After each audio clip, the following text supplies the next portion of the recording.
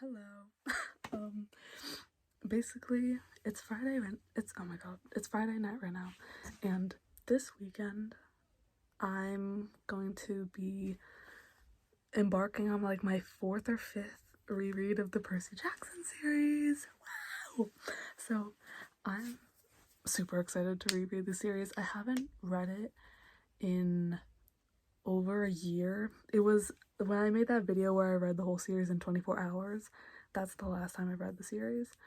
And these, ever since Chalice of the Gods, it's just literally been on my mind nonstop. Like, I've literally been back in my like Percy Jackson phase. Like, it's bad. Like, it's all I can think about. It's all I can think about. And obviously the show's coming out in like 2 weeks. Yeah, less than 2 weeks now, but yeah, on December 20th. At least the first 2 episodes are. And so I just want to reread the series just because, like, why wouldn't I? So yeah, I'm so excited. So I'm not starting right now, but I did just want to intro and be like, yeah. My main goals are obviously read the series. I want to annotate my books, and like I already have them annotated, but I'm gonna add like sticky notes and tabs. That's what I'm gonna do this time. And I'm also gonna make playlists, possibly for each book. I don't know how I'm gonna do it. Maybe I might do it by character, I might do it by book. I don't know yet, but we'll figure it out. Hello. So it's the next night, and I have the lightning thief here, and I'm gonna start it. I'm so excited. So, as you can see, this is the only book that I have sticky notes sticking out of. All of my Percy Jackson books have highlighted stuff in the inside, but the highlighted stuff wasn't during a reread. It was sort of me just skimming and seeing stuff I wanted to highlight. So I'm gonna highlight more stuff, but yeah. And the sticky notes are just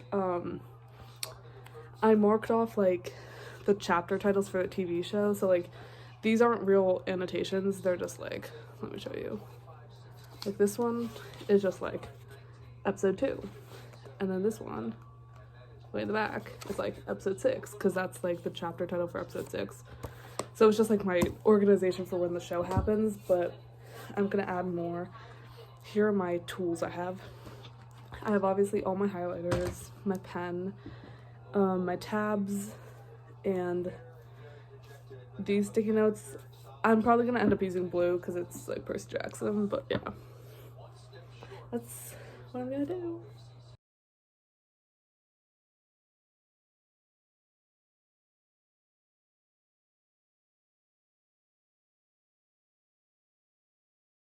Okay, so I've read the first 2 chapters. Basically, the next chapter is the Montauk whole. So like we haven't actually seen Sally yet. So chapter 3 is all about like Sally and his apartment and Gabe, and then Montauk.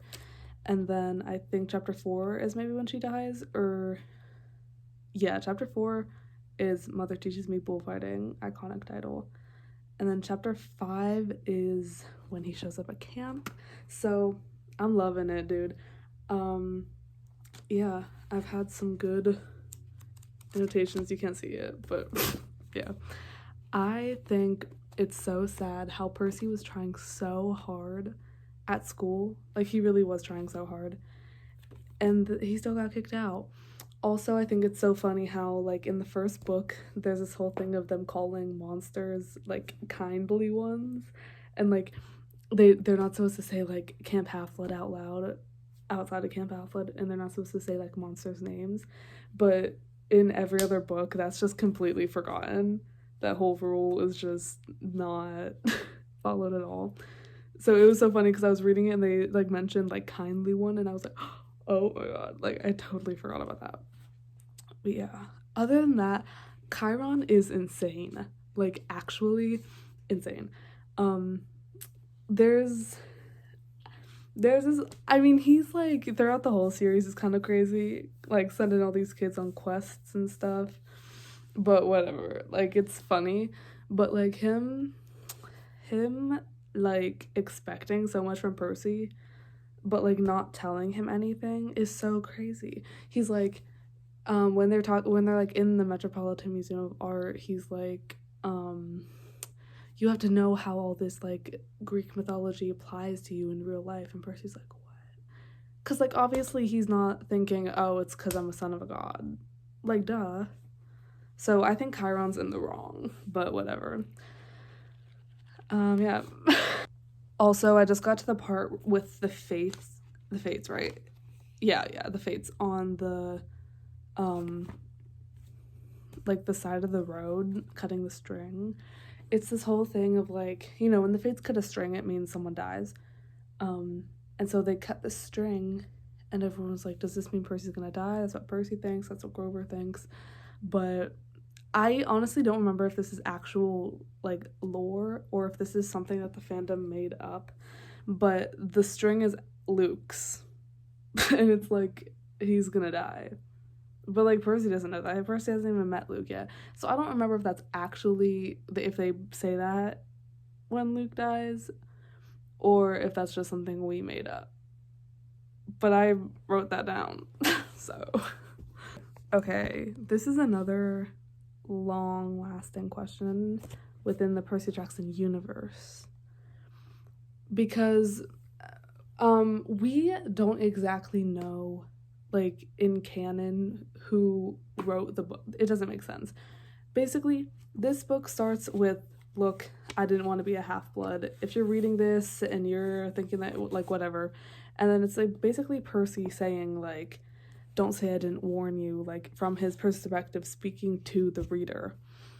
He says, my name is Percy Jackson, and, like, I'm 12 years old. Like, he's literally introducing himself. And then, like, in the beginning of chapter 3, like, he says, a word about my mother before you meet her. Her name is Sally Jackson. She's the best person in the world, like, etc., etc. And so it's, like, it feels like Percy is, like, telling this story, this book himself.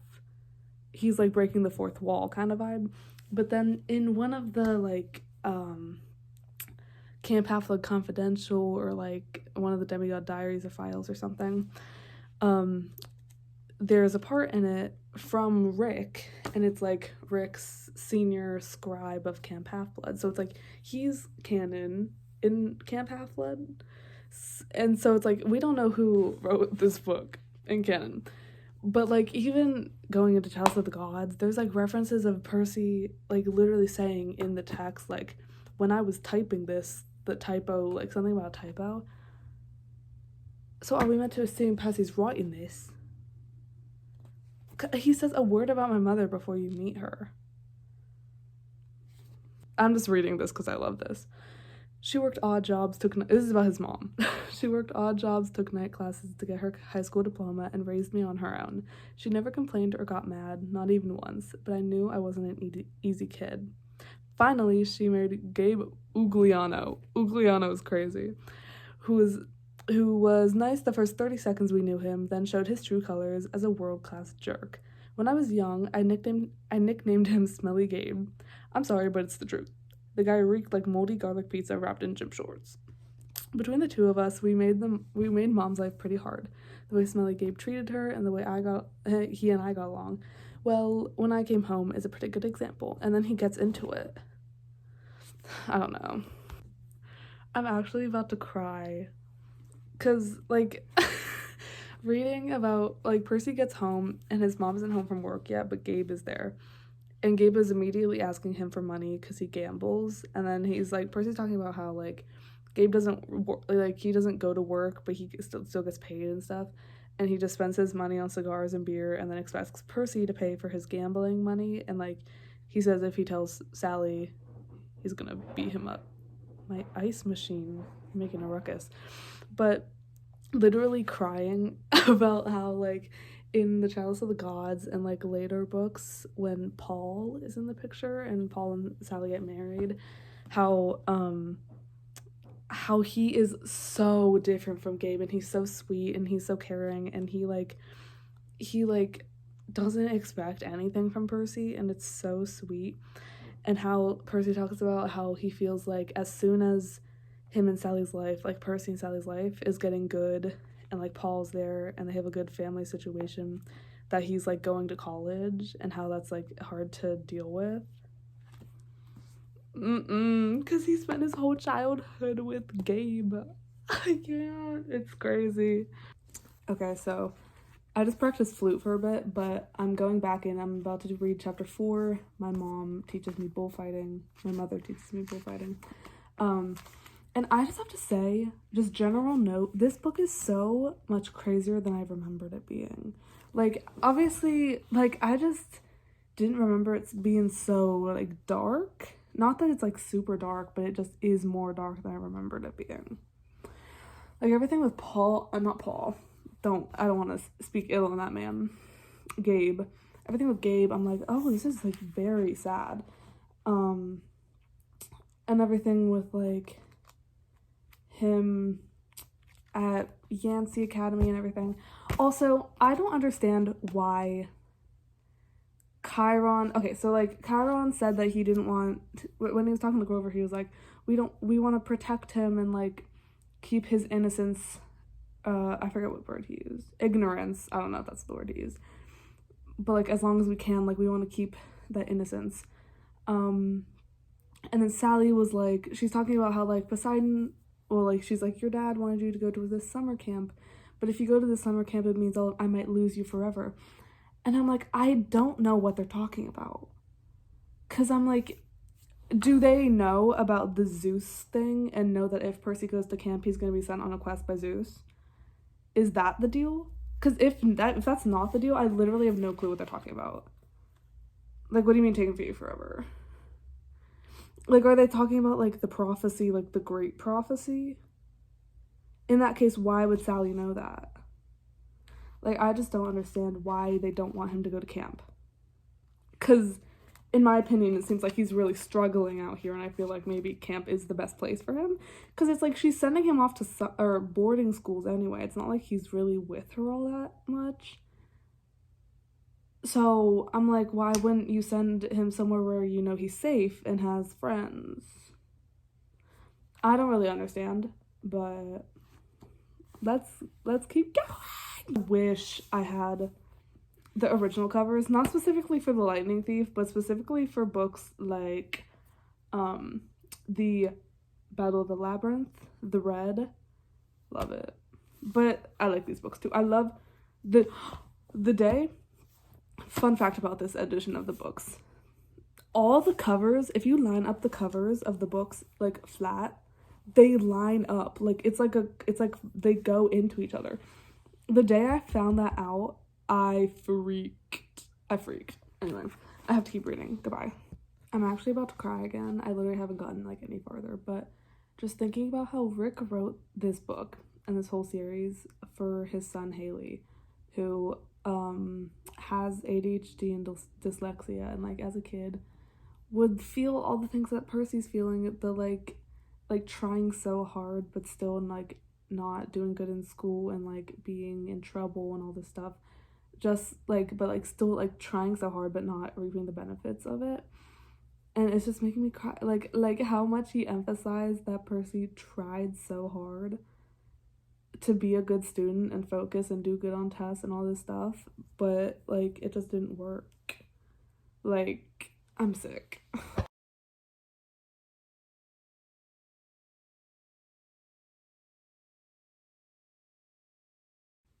Hello, it's Sunday and I'm like 2/3 of the way through The Lightning Thief. It's obviously really good. I'm loving it. I got my annotations.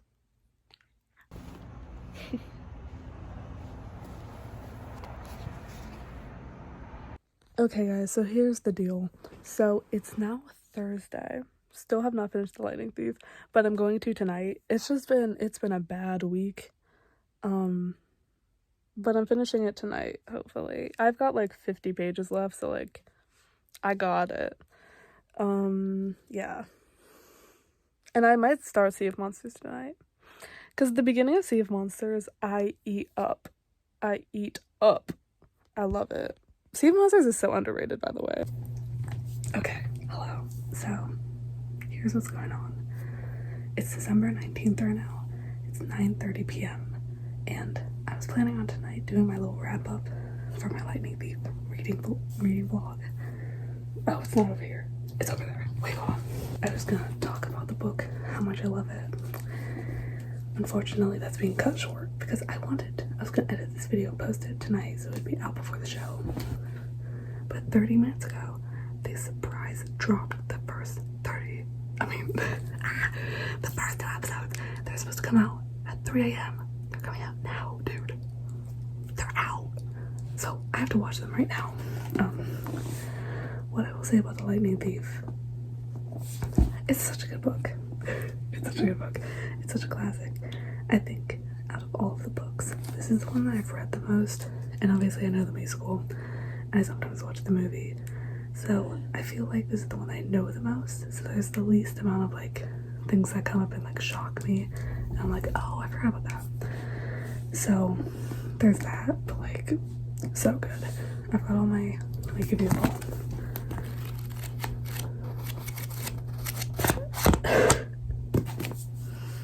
There you go. So unfortunately I need to go watch the show right now, but reading this was super fun.